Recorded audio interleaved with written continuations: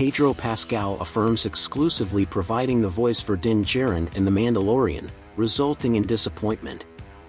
Pedro Pascal has officially stated that he solely lends his voice to the character of Din Djarin in The Mandalorian, leaving a significant number of viewers disappointed. However, he clarifies the reasons behind his face not being shown in Season 3. Speculation has long surrounded the extent of Pedro Pascal's involvement in Din Djarin's portrayal throughout the production of The Mandalorian. The Star Wars television series heavily relies on action sequences, leading to much of the physical performance being carried out by stunt actors. In this particular case, it is remarkably convenient due to the protagonist wearing bulky Mandalorian armor and consistently having his face concealed. Welcome to Nerd Insights, your go-to channel for all things nerd.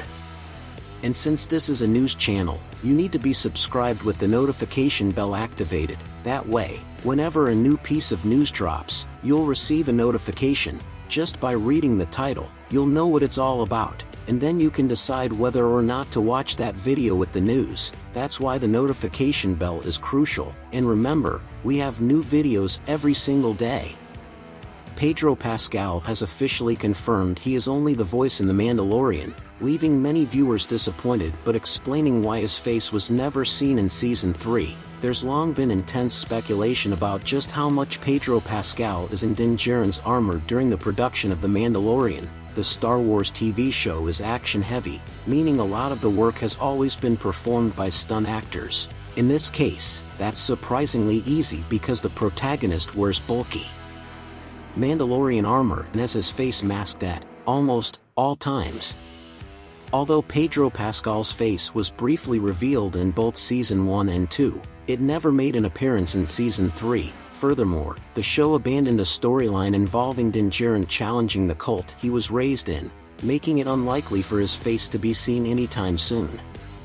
Pascal's reasons are completely understandable. He has openly discussed how physically uncomfortable it is to wear the Mandalorian armor in the past. Lucasfilm is no stranger to handling voiceover roles. Dave Filoni, who primarily worked in animation, has recently transitioned to live action. Jon Favreau is also familiar with this approach. It's worth noting the contrast with Pascal's co-star Katie Sackhoff, who provided the voice for Bo-Katan Kryze in Star Wars, The Clone Wars and Star Wars Rebels before portraying the character in live action.